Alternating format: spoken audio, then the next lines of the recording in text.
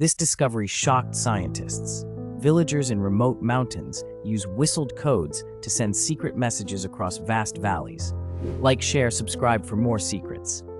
In Turkey's Cusco, since 1400s, people whistle messages that can travel up to 5 kilometers, farther than shouting. Studies confirm these whistled messages are so detailed, entire conversations happen without a word spoken. The wind carries these signals, making it nearly impossible for outsiders to decipher. But why did humans invent such hidden communication? This discovery shocked scientists,